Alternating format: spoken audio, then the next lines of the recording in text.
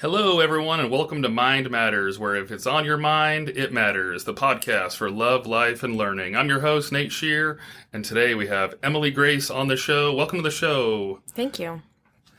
Can you list your AFSC? My AFSC is a 42 Papa, and I am a psychologist. Okay, so that's the AFSC, an official title. How did you become interested in this particular field? I think it was a long road. I say I took the scenic route to get here. I started in undergrad. I received my degree from St. John's College, which I like to say I played basketball for St. John's, but in fact that was up in New York, and the school I went to was a small liberal arts school in Annapolis. They have another campus that's over in Santa Fe. Our program is quite unique in the sense that we don't really get grades, and we're not taught. We have seminars and discussions, and they try to come out with some sort of major and minor that's equivalent to other schools. So they say that I have a major in philosophy. And what I learned is after I graduated from there, there's no philosophy factory. And so I was a bit of a lost soul. All I knew is that I knew nothing.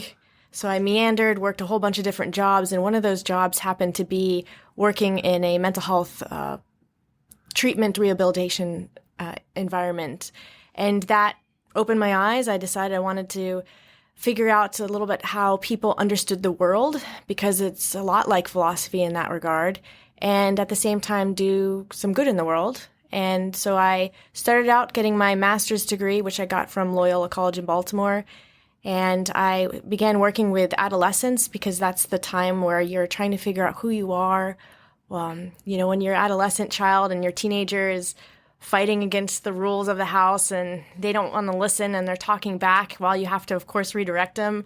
Inside, you're kind of like, yes, because that they're thinking, they're trying to be free and figure themselves out. And so I got really excited about that, decided I wanted to work with inner city kids, and did that for a while as an LCPC. But the challenge really became that I couldn't do as much good as I wanted to because a lot of those kids didn't have people to advocate for them. So then I decided to get my doctorate, because then you can do testing. And what psych testing does is it provides the evidence that the interventions are to make them warranted, to make change happen. And so in that process, I decided to go to American School of Professional Psychology in D.C. I got my doctorate in psychology with a concentration in neuropsychology. And at that time, Walter Reed it was a big deal, PTSD, IED blast, TBI brain injuries. And so I became interested and inspired to join the military. I did that. And then a few years later, was able to get a postdoc through Harvard and MGH and specialized with children, and came full circle back to kids again. So that's how I got myself planted here. That's awesome. It's definitely the scenic route. Reminds me, not necessarily on the school aspect, but I've, slung tires, been a lifeguard, sold cars, and done a few different things. So we all end up where we're supposed to. Sometimes it takes a little bit. We're going to move into the intro, learning a little bit more about you and understanding to lay this foundation as we move forward. So first question is, where are you from? Tell us your origin story. Well, I am from Sin City and then moved to the heroin-using capital of the world. So born in Las Vegas, my eyes were open from a very young age, and then moved to really more so the Annapolis region, but then up to Baltimore and down to D.C. And if anybody's watched The Wire back in the day, that pretty much sums up Baltimore. But Annapolis, a little bit more sheltered, so that one, that was a nice place to grow up. So that's where I'm from. Okay. So the best question I've seen so far to try to learn a little bit about you and lay this foundation, like I mentioned, is to ask you this 3-part question so we can kind of understand where you're coming from before we jump more into the questions further for you. So first part of the 3-point question is, what is an app you're using? I'm not. I pretty much got rid of all of my social media applications. So I don't know. At some point, I just got really fed up with the whole Facebook, TikTok, Snapchat, Twitter, Instagram, you name it. It can be very helpful, but there's some other aspects that I think, we need to live our lives and be real in the here and now. So I stopped using it, and so since then, the only apps I use are really like texting. So there is a couple of like Signal or WhatsApp that are more used overseas, but I think if I was back stateside, I'd probably just use texting, just keeping it simple like the olden days.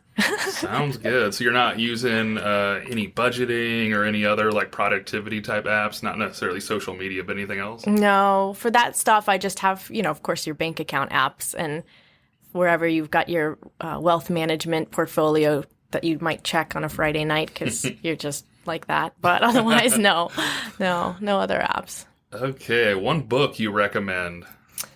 My favorite book of all time that I wrote my college thesis on was Ralph Ellison's Invisible Man. That book was, I think, it speaks a lot to the problems in society and the challenges in society, and of course the issues that affect, the African Americans and just how horrific humans can be, whether intentional or not intentional, and how we need to get past and see the light. But outside of that, currently I'm reading The Flight of St. Louis, which is interesting because you'd think, it's quite an exciting book. I don't know what I was initially thinking when I got the book. I was thinking it was kind of going to be this boring aeronautical book, and I'm not a pilot by any means. But it's so much more than that. It's about how you can have a dream and you can make it happen from nothing. It's so inspirational, so I highly recommend it. Huh. So out of curiosity, you mentioned 2 books. What would you say the biggest takeaway from both of those books? You kind of touched on that with The Invisible Man, but is there any more takeaways from those 2 that would inspire someone to go and get these 2? I think that you can overcome adversity is probably the biggest takeaway if you're to look at a theme between the 2 of them. If people tell you, no, this can't happen and this is the way life is, try to fight it and try to achieve what you want. Those are some great takeaways. And the last part of the 3-part is, what's something you're listening to? Everything and anything. My playlist is on my computer from, I think, back when I graduated from college. So it's kind of ancient now, but I had downloaded and I guess uploaded maybe all of my CDs to my iTunes back then. So it ranges, anywhere from folk music all the way to EDM, to drum and bass, to hip hop, anything and everything. So I don't really have something specific per se, but that's awesome. It's great to hear the music from before.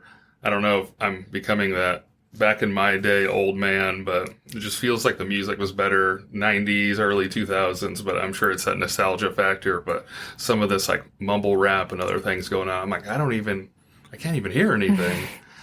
So yeah, that's great. I'm sure this stuff was much better in 2009. And to round out the introduction, what's one lesson you believe everyone in life should learn?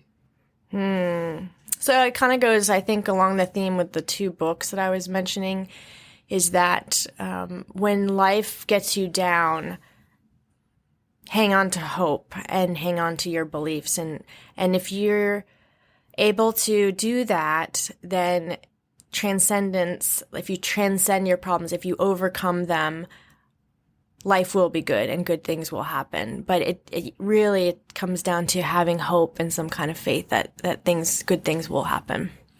Yeah, I think that's super important. I feel like there's a fine balance, and there's balance with everything in life, because I think you don't want to get into the YOLO type lifestyle where you're, just wilding out and going crazy. But you also have to know that, things will change and this too shall pass, or, the many different phrases that like things are constantly changing. So if you just stick with it for a little bit longer, whatever it is will change, even positive or negative.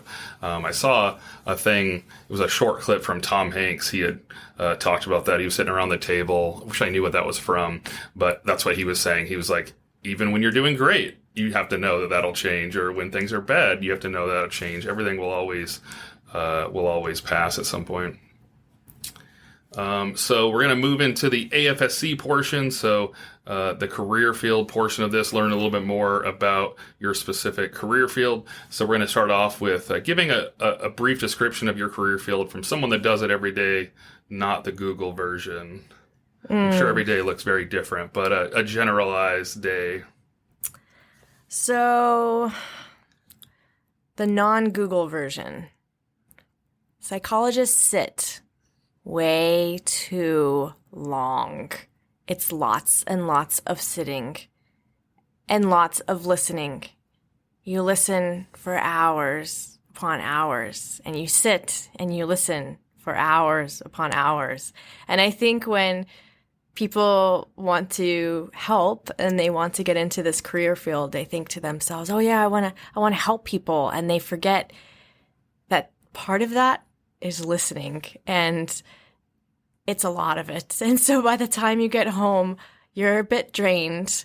But it is rewarding. You do get to help people. I can tell you though, when I have mentees and they've wanted to get into this career field, oh my gosh, I just tell them, like, don't do it, because it's long, it's hard, it's draining. You hear people complain, and people are not exactly usually chipper, right, when they first come and see you, because they're dealing with some pretty significant issues, and you're just trying to help them, and it just takes so much out of you. And by the end, you could be doing other things where you're making a bit more money and you're active.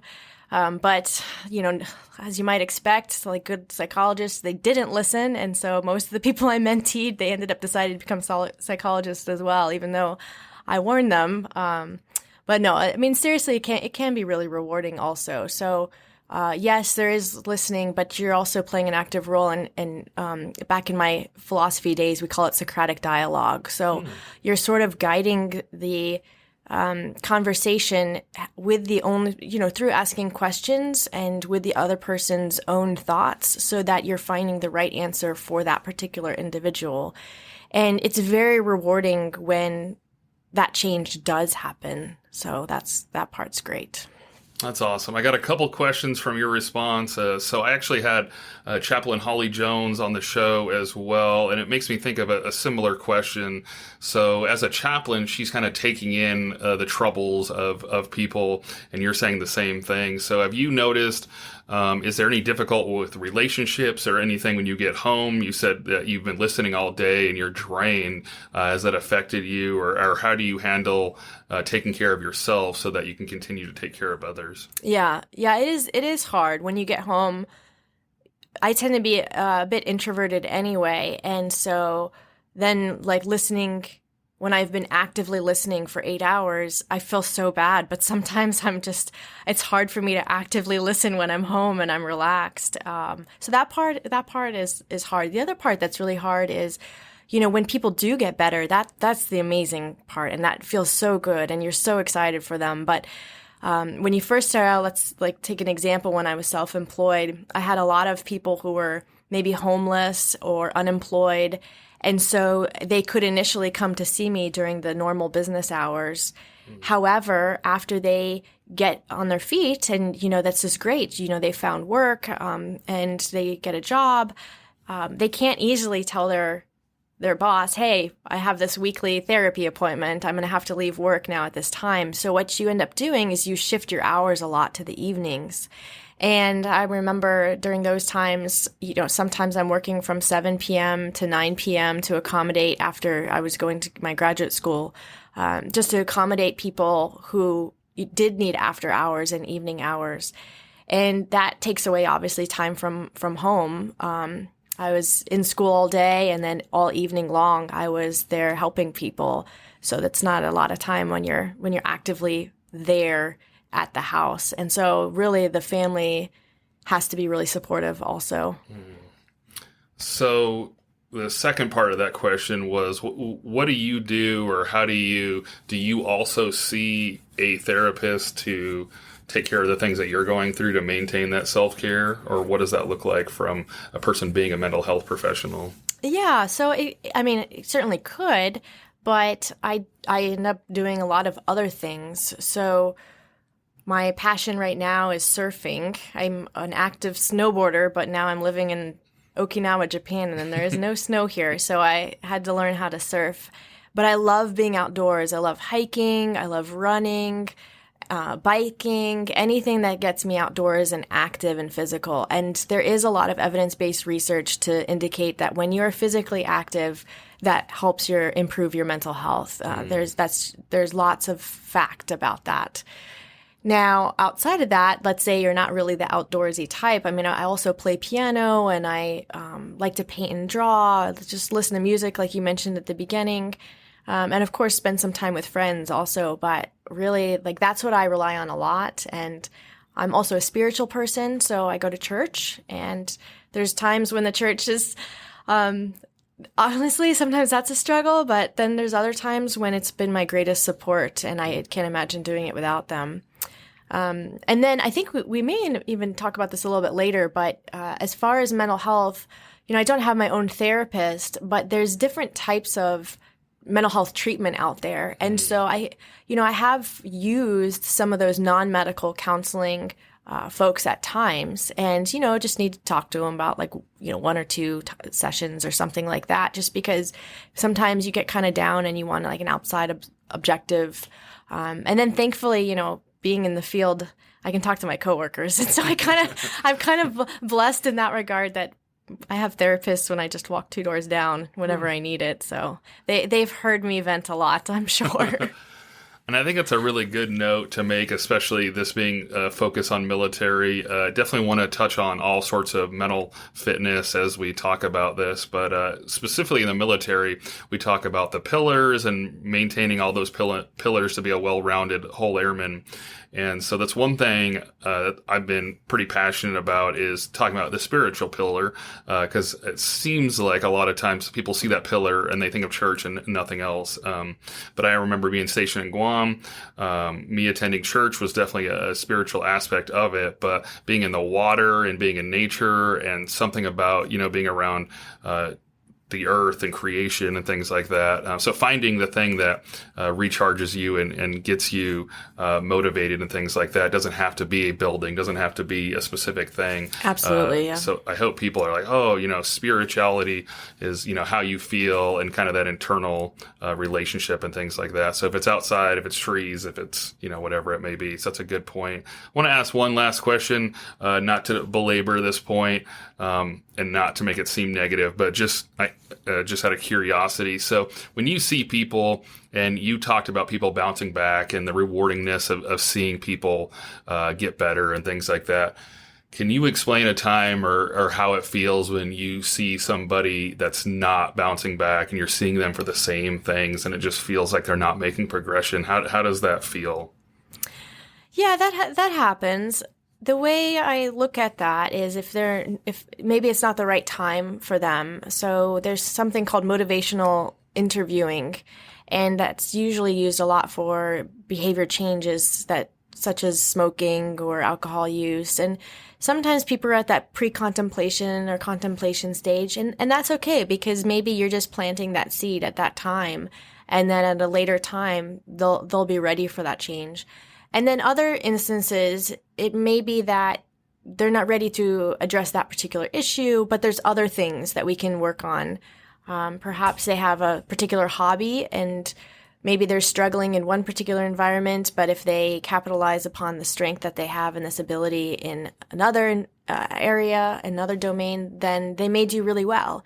And so there's a way to sort of steer people away from negative or maladaptive behaviors to more positive and healthy ones, even if you're not seeing that aha change or that great amount of change, just kind of slowly guiding them to maybe more healthy goals, if you will. Absolutely. That's awesome. So we're going to transition, get to this lighter note, more positive note. So I interviewed Colonel retired Robert Swanson. He came out and did suicide prevention. He has a company or a group in Hawaii named Fight for Us, I believe. Hopefully I got that right. I might have to go back and edit this. But he likes to stress and focus on the success stories. And so I really like that concept because a lot of times we go and we sit in PowerPoints of all the warning signs, all the things to keep an eye on, all the negative aspects. It doesn't seem like as much we talk about the people that bounce back. So I heard you got some stories about homelessness, unemployed, and then going on to winning some awards. So can you walk us through some of those success stories? Sure. So aside from those kinds of examples, I think here in the military, it's just amazing when you can see and work with individuals where they first came to you and they were in a dark place and didn't even know maybe if life was worthwhile, or maybe they're very anxious because of a traumatic event that happened to them. They can't sleep and don't know where to go, and they're just really struggling. And when you can do whatever intervention it is that might be effective for that individual, and you see them change, winning awards, getting promoted, getting back in touch with family and talking about how amazing it is, having friends, getting back in touch with whatever a hobby was that they had maybe put down for a while, that part is probably the best part of the job, is when you see that difference in people. That's awesome. Yeah, it's good stuff to see the highlights. And on the show here, we want to make sure we're well-rounded and people are hearing the full aspects of jobs. So kind of highlighted some positives there. What are some of the parts of the job you consider less desirable? Less desirable. Ooh. Okay. I don't really even know how to pause. Do I? So let's move on to blah, blah, blah. Now I can't even talk. Okay, delete that. Let's move on to what would you say are some parts of your job that are less desirable? I think I talked about this a little earlier, but sitting. Lots of sitting and listening. Can you stand? It might be a little awkward. And lots of note writing, lots of documentation. I'm telling you, don't do it. Don't do it. No. In all seriousness, those are some of the negative things, but there's ways around it. So, for example, I became specialized in child and adolescent psychology, and as a consequence, a lot of my therapy sessions were actually out in the field. I did some home-based work as well. So I'm playing on the monkey bars and what's that thing called? The wheel go round, merry-go. I don't know. It's the thing that you push that's a circle and you jump on it, get all dizzy. Great fun times for doing therapy. And or you're playing on the floor if you're working with kids and making all kinds of fun little stories out of dolls and animals and figurines and action characters. So there's ways to make it where you're not just sitting and listening and make it right for you. But for me, that's what I needed. I needed to be a little bit more active. And another way to make it work that way is in the military, you're constantly moving. So there's embedded positions, and a lot of times those embedded positions are with special forces, or they have unique missions of themselves, and that's another way to really stay active. I remember when I was in Boston, they have the global psychiatry unit, and a lot of times those people were working with refugee camps or different areas across the globe, and that's another way that you can do the work without just sitting. So even though I'm half serious, but I'm also joking, because there's not just that, obviously. Like, you can do other things and make it work for you. But I do think that it's important that people recognize, there's administrative parts to it too, like documentation. If you didn't document it, it didn't happen, and those parts are not as much fun. I think that's a good lesson for a lot of different career fields too. I remember I recently got put into a position of a more administrative role, and I initially got in there and I was like, I'm not going to have any fun because I enjoy working with the people and working with the flight. And, my drive is people, not necessarily the paperwork, even though I am admin by nature. But I found me getting up and getting away from my desk and going and talking to the senior enlisted leaders or the commanders or whatever to accomplish the task. So I'm still doing the thing I'm supposed to, but it being an email versus walking and getting out kind of fulfilled the need of me needing the social interaction, but I was still getting stuff done. So kind of tweaking things to fit you, I think is a pretty good lesson, just because it's supposed to be one way. Maybe you can find a different way to do it. Maybe you can meet people somewhere, or, transitioning, working with kids like you had mentioned. So that's good stuff. I want to touch on another aspect of the AFSC, so to continue to round out the AFSC and really learn about it. You started to touch on some of it, but just want to see if there's anything else. What are some of the more unique opportunities that your career field presents that people might not know about? Unique opportunities. So are we talking in the military, outside of the military, or both? Yeah, in the military, like going to school or special Sure. assignments, deployments. Well, there you go. So all of the above. That's true. I don't know. You can deploy as a civilian. And obviously, like I said, you can do the refugee camps and you can do some work like that.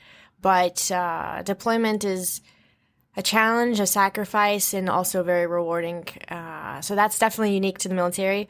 For myself, I've spent the past 12 years of my career overseas. So I'm a bit of an expat, if you will. And I don't know if I could have traveled the world the way I do in any civilian psychology position. They do have GS, civilian psychology positions. They have some contract, but it's possible, but it's lovely just to be able to do that, to just travel and see the world. The other thing is there's a bunch of opportunities for school and specialization. And so for me to do that fellowship with child and adolescents, to do that, I was deployed actually at the time, interviewing at various civilian schools to find the right fit for me. I ended up choosing Harvard and MGH because they had a pediatric neuropsychology unit, and that was part of my interest was autism at that time. And to be accepted into those kinds of programs, I can tell you I'm not that smart. There's no way I would probably have gotten in there if it weren't for this military opportunity. But they have all kinds of great things like that, that are little nuggets that kind of keep you going. And it's been fabulous. It's been a great ride. That's good stuff. I had a previous commander. She had a top secret as a psychologist, and she was, I don't know if she's embedded or the exact position she was in, but she worked with SEER or Spec Ops or something, and she had that top secret so she could, hear the things being read in. Are there a lot of those opportunities? It was pretty rare to be able to be attached to the Spec Ops or anything else that's like that? Those opportunities are actually growing. So there's probably more of those opportunities than there are of the command leadership or clinic opportunities now, actually, because the Air Force is really pushing for that operational support team model where we, instead of people coming to the clinics, we're out there with them. We understand their jobs. We understand what they're doing, and we're dealing with the same things, stressors that they're dealing with. So really, those types of opportunities are increasing, not diminishing. And yes, SEER psychology, that's certainly a cool job. I've known a few SEER psychologists, and yep, if that was your dream, you could specialize in that also. So aviation psychologists, different ones, different avenues that you could go down depending upon your interests. I think that's cool to highlight because really want to show the different things and those unique opportunities. I'm not sure where you're going to go elsewhere to find things that are similar to that. So those all sound like some really cool opportunities. Next question is, what are some things about your job that most people don't understand? I think of some of that as confidentiality. I think while people want to come to psychologists, we really are quite private. We don't tell, I come home and don't talk to my significant other or my family. And so to that level, I tell my patients always at the informed consent at the beginning, when I see you outside of here, I'm going to pretend like I don't know you. I tell them, you're more than welcome to say hi to me. You can wave at me. And of course, I'm not going to, give you the hand and pretend like I don't know you. At that point, I'll engage with you. But we're going to do whatever the comfort level of that patient is. And our job is to protect that patient too.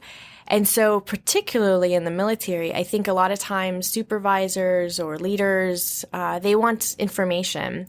And we can't give them that information. We just can't. If that patient is not signing a release, then our job is to protect that patient. And unless it's imminent danger to self or others, or if it's a matter of abuse, then we are going to keep and protect that privacy of that individual. And sometimes people get mad at us, and sometimes, trust me, like, we want to share what's going on with that individual because it might actually help that individual.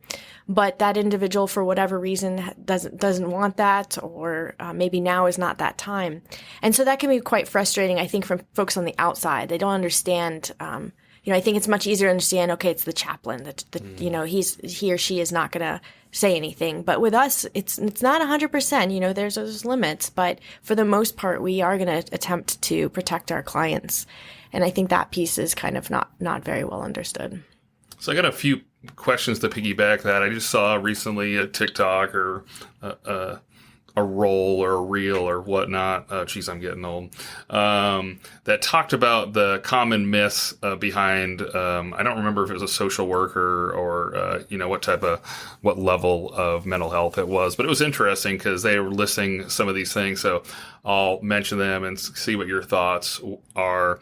They said, like, I'm not there to tell you what to do. I'm not there to berate you. And there's a few different things like that where they feel like they're going to be told, like, how to fix their lives and things like that. But really, you're looking for the member to guide the discussion, guide the treatment, for lack of a better word, right? Correct. Yes. It needs to come from within the individual. Otherwise, it's not really going to stick. Yeah. So really, it's not a one direction conversation, truly two ways, and trying to work on that. And if it were one way, maybe almost from them trying to work on the things that they need to. It's not going to be berating them, which kind of leads into this next question. So I guess I'll just ask this to help people understand. So it says, can you help us understand the overall process to ease that initial hesitation or confusion when starting a mental health journey? How does it start? What's the overall kind of process look like for someone to go through that journey? Sure thing. Yeah, it is complicated, especially in the military.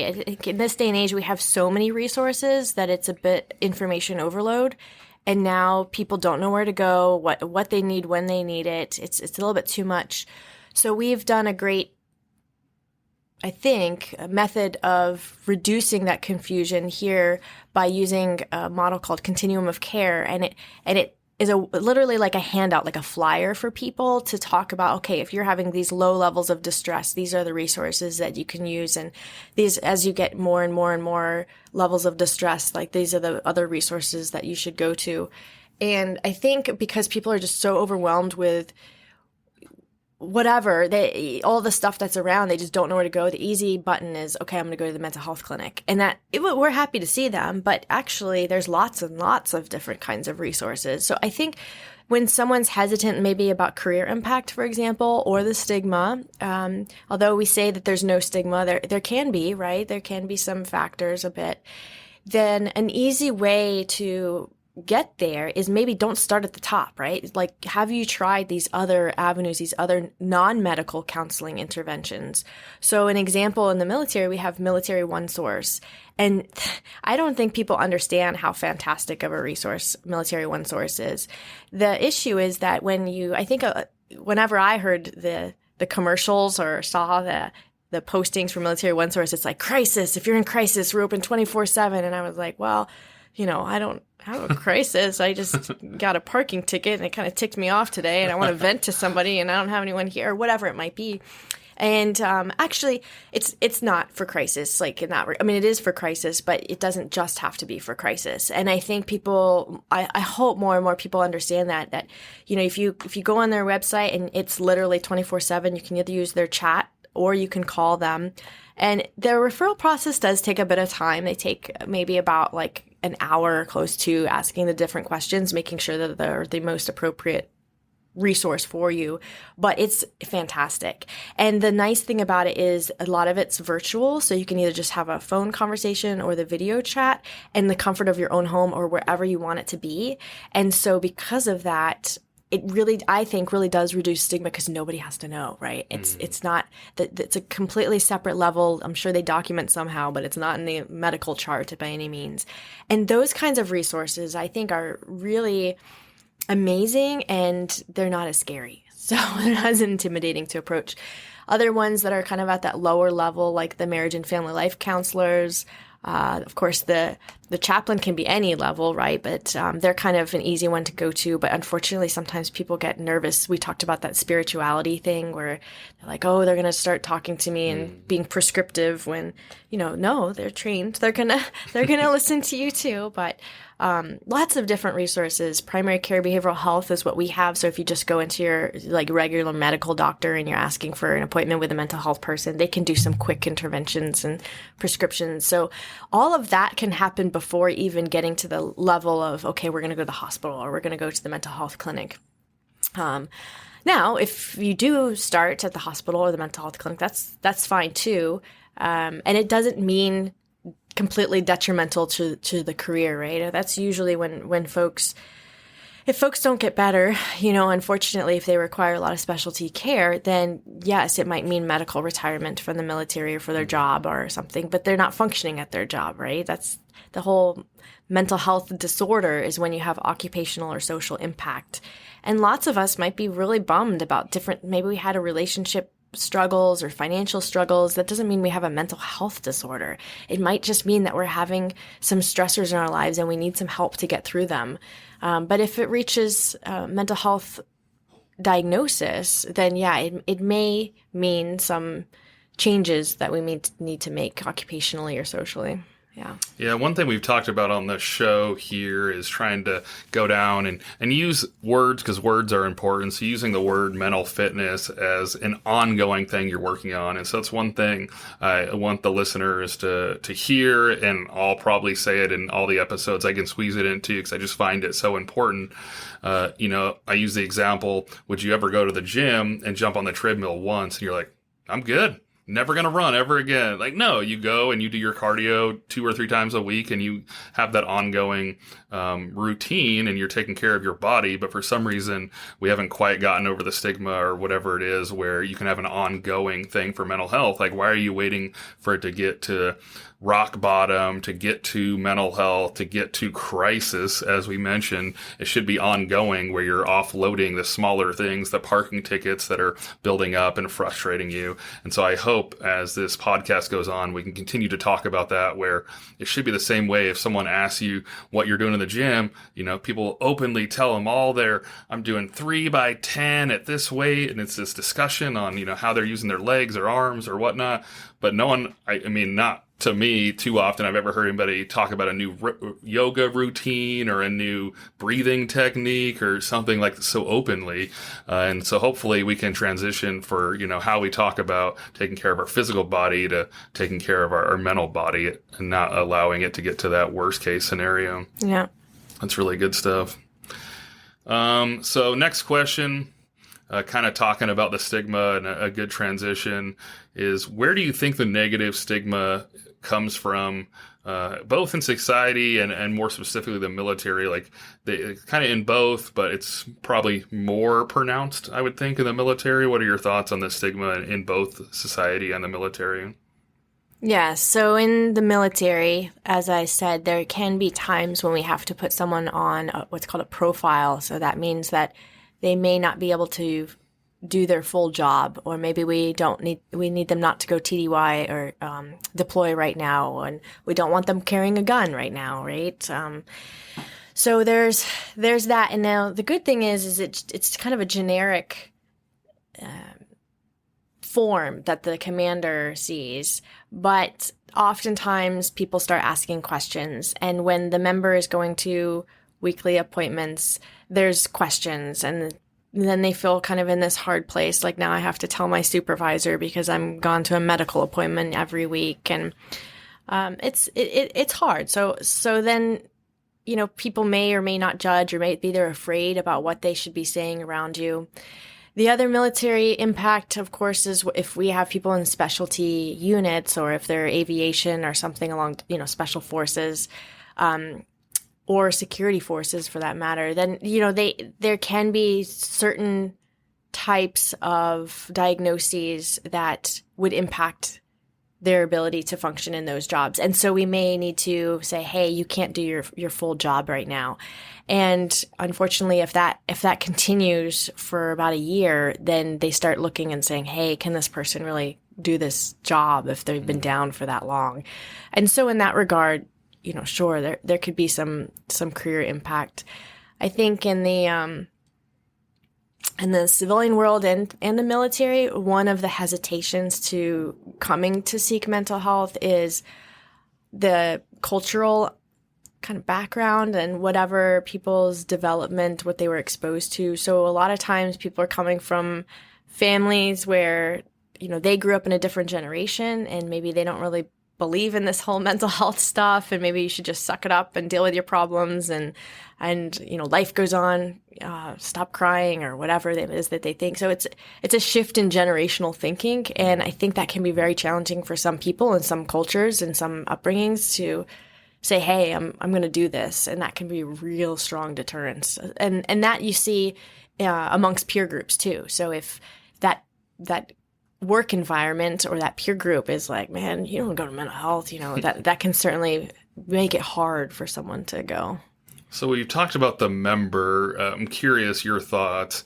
If we shift this to supervisors and leadership positions, what can supervisors and leaderships do to kind of clear out some of this and make it a better environment for the members? Yeah, it's hard because if someone does, therapy is typically weekly appointments or every other week at first, at least. And, they don't know if their members being honest or not. So they need to trust their people. And they can just be caring and concerned and say, hey, my door is open. If you need to talk about something, I'm here to listen. They can make it open and available for that member to come to them, but they certainly should not be pushing, and they should be making sure that they're those that are supervising in those smaller units are not pushing the person to disclose anything that's private to them unless they want to. So just kind of being willing to listen, and sometimes you don't need to treat people differently just because they're going to mental. Sometimes the more you do that, the more it makes it a little bit more awkward, and just do your regular day-to-day stuff that you should be doing with anybody, not just with somebody who has a mental health issue. Like, check in with your people, make sure that they're okay. Is there stuff that's going on at work that's frustrating them? Or is there ways that you can make it better for them because of whatever they have going in their life? So I don't know that it's necessarily unique to someone seeking mental health or just the right thing to do. Yeah, that's interesting. I saw or heard there was a commander. This is like second, third, word of mouth. So I don't know all the details, but I guess on his calendar, he had put like he was having, his appointment at mental health or however it was listed on the calendar. And he would post it on his door or whatever it was to show the unit where he was at certain times. And I guess that was his way of showing people that it's normal, you can go. And so I thought that was kind of a cool concept of trying to get past this barrier of being the commander and say, I'm going to meet with my therapist. And so it said therapist or whatever the exact verbiage was. Do you think that's helpful to try to clear that up a little bit? It can be, but what we don't need is a whole bunch of people using it as a get out of work. That's a good point. We go pop on over to mental health. But, no, I mean, sure. I think being open about your own experiences with mental health, that is definitely beneficial. Yeah. So as a supervisor, because like you had said, everyone talks. I've been in a few different career fields. Like my first career field, air traffic control.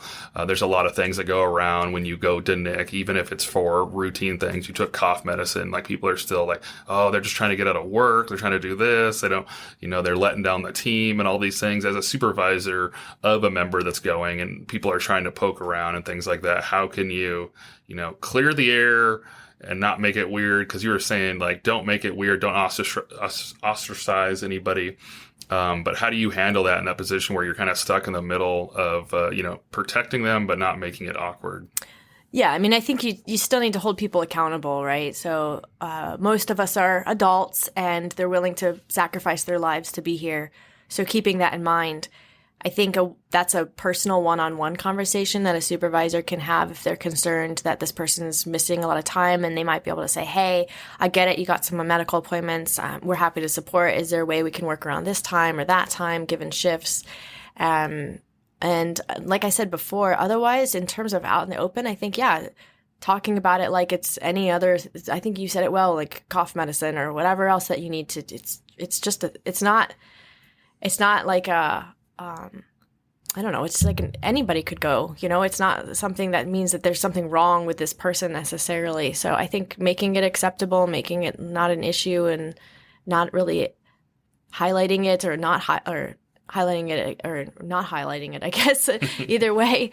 I think it's important, of course, that we talk about no suicides and healthy behaviors and zero tolerance and those types of things, and that should continue to be echoed. But as far as making it sound like, okay, go to mental health, it's perfectly fine. I mean, yeah, it is. So we don't need to always share that piece of it. Like, it's fine. Like, do we say, go to your doctor, it's perfectly fine to get your cough medicine? Yeah. I don't know. That makes sense. So the podcast, one of the purposes of it is to educate people if they wanted to cross-train or come in. So what's some of the most important personality traits or strengths someone might need in this particular career field? I think it's important to be humble and to be an active listener. If you have those things naturally, then it helps, because what you're not doing is you're not telling people, as we pointed out earlier, what to do. It's not prescriptive. It's hearing people out, meeting them where they're at, and working with them to help elicit ideas and to inspire them. So if you have those kinds of natural traits, to be a good listener, to want to help people, but not overly pushy about it, I think that you're in a really good place to become a psychologist. And this may be my bias, but I think if you have an inquisitive mind and you really want to understand why it is that people think the way they do, how it is that they think the way they do, why did they make that choice? Because you might be scratching your head being like, what? I don't get this person. and I think like this all the time. I'm thinking, well, I think back to my days of Hegel or Kant or Hume, and do we maybe like, is it subjective or is it objective? What are we learning? Is this real? Where does it start? Where does it stop? I think, therefore I am, Is it for the greater good? All those types of things. That to me was essential to becoming a psychologist, is that thirst for knowledge and understanding. So those are two qualities that I would say are very helpful. More physical, like kind of realistic. If someone's interested in it, they should probably volunteer somehow in the field. Because I had one person, for example, that I was supervising, and they wanted to become a social worker. And you can either become a social worker and you can do clinical care, but there's lots of other types of helping fields out there. And that person did a rotation in the clinic, and they were like, nope, this is not for me. And then they went into that other realm. So like in psychology, we have industrial organizational psychology. And like we pointed out, SEER psychology, there's all kinds of different avenues. And so maybe you find that being a clinical psychologist in that regard isn't the right fit, but you don't really know that until you do it. And so that's why it's really important. I think I volunteered at a state mental health hospital. And like I said, I worked in a rehabilitation place for a couple of years before I decided to go down this route. And I think that's really important to figure out, is this something that you really want to do? Get your feet wet first. That makes sense. So without hearing the same things we hear from most commanders' calls, what are some actions you'd recommend for a person that's listening right now to take and use today, this week, this month? Actionable things right now. Have hope. Have hope. Yeah. Time heals all wounds. Time helps. And obviously, it's a struggle when you're feeling not the greatest and you don't want to leave your room maybe or get out there, but that's unfortunately, that's exactly what you got to do. But there's ways to do it, right? Start small and then go big. So yesterday was one of those days for me. I'm just stressed and I'm exhausted. I've got so much going on and I haven't been to the gym in quite some time. So I said to myself, you know what? I'm going to go for just 20 minutes and I'm going to sit on that recumbent bike and I'm going to read my book. And this is me time. And that's what I did. And, it's not about like the calories burned or how much muscle I'm building at that point. At that point, it's the beginning stages of a habit, and it's making sure an old habit doesn't drop off, an old healthy habit. So I think that's important too. A lot of times we get to the new year and we have all of these New Year's resolutions and we start so high. We're going to do this, that, and the other. And it's just, is it realistic? Like maybe we can do baby steps, to get there. And I think that's really important. If people just start small, little things at first, and then it'll grow from there. Have faith. Have faith, have hope. Those are both really good things to hear. So I'm going to try to summarize a little bit. We heard today about a wonderful career field. Sounds like a lot of great opportunities, being embedded in different positions, being connected to the mission via deployment or AFSOC or other different specialties like SEER. We heard about sitting a little bit today, maybe sitting a little too long, so trying to find some creative ways or maybe going down different paths to help with that. Really talked about a lot of different tools and techniques to try to work through. I think one of the biggest things that I pulled from this particular one was that spectrum of care or spectrum of need, trying to make sure you're taking care of things at the lowest possible level, which we hear that a lot in the military, so I don't want it to sound like another thing that's said, but it really is the level of what you need at that particular time. And there's spectrums in all of life. There's so much balance in life. You don't always need the bazooka for every solution. Sometimes, it's a much smaller weapon. I don't know why I just went to weapons, but you just have to find the correct tool. I mean, same way, I guess I should have used tools a better example. So when you're working on the car or things like that, and you're going to the toolbox to grab some for the car, you have to find the right tool.